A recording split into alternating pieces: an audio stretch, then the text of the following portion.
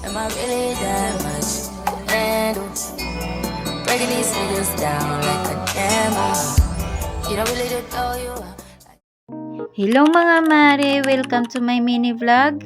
So ayun na nga mga mare, ngayon nga lang nakapag-vlog ulit dahil nga sobrang busy ng mare nyo itong nakalipas na mga araw. Isa na nga dito ay ang paglakad ng permit. Diyos me, tuwing January nga ay asahan yung sakit sa ulo talaga mga mare. O siya, balik na nga tayo sa ating vlog mga mare. Itong vlog nga natin mga mare ay samahan nyo kaming mag-general cleaning. Tuwing Sabado at Linggo nga lang ako may time linisan buong bahay dahilan nga't nasa shop kami palagi. Kasama ko nga pala dito ay ang Junakis ko. Mas excited pa nga siya sa akin maglinis mga mare. Pag tuwing general cleaning nga mga mare ay sobrang saya ng bibi ko dahil nga gustong gusto niya ang maglinis. Sarap kaya sa feeling mga mare na ang mga anak natin ay natututo sa gawaing bahay. Hindi ibig sabihin na pinapatrabaho sila ay kinakawawa na, kundi para sila ay lumaking responsableng tao mga mare.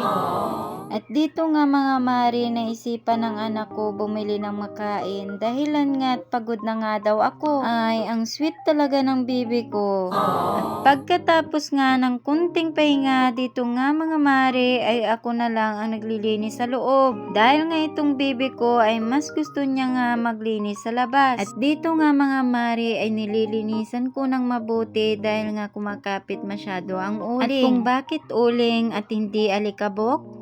Dahil nga itong kapitbahay namin ay madalas nagre-repack ng uling at madalas din pumapasok sa loob ng bahay. Kahit nga kulob ang bahay namin mga mare ay nakakapasok pa rin. Kaya itong mare nyo ay for the go din sa paglilinis. At dahil nga masipag tayo mga mare kaya tiis-tiis lang muna.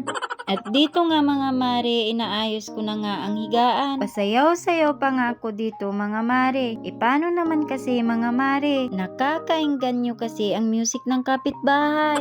At pagkatapos nga namin sa taas ay dito naman kami ngayon sa baba. Makikita nga dito ang Junakis ko na grabe sa pagpunas. Nagpipigil nga ako ng tawa dito dahil kahit sa maliit na misa ay kasya ang bibi ko. Enjoy na enjoy nga ang bibi ko sa paglilinis. At ito pa, gusto pa nga daw niya ay kikintab daw ng sobra ang sahig. Oo na bibi ko, sobrang kintab na. At dito nga mga mare ay nililinisan ko ng mabuti ang mga display ko. Syempre sayang naman kung kakapitan lang ng uling. Pagdating nga sa mga gamit ko mga mare ay ingat na ingat talaga ako. Oo mga mare, minsan ka na nga lang magkaroon ng magandang gamit, hindi mo pa ingatan. Ito lang kaya ang kasiyahan ko mga mare ang magkaroon ng gamit sa bahay. Alam kong ramdam nyo rin mga mare yung ganitong feeling. O siya mga mare, hanggang dito na lang muna tayo. At baka mapahaba pa ang kwento ko. At syempre, abangan nyo ang next vlog ko. At huwag kalimutan mag-like and share.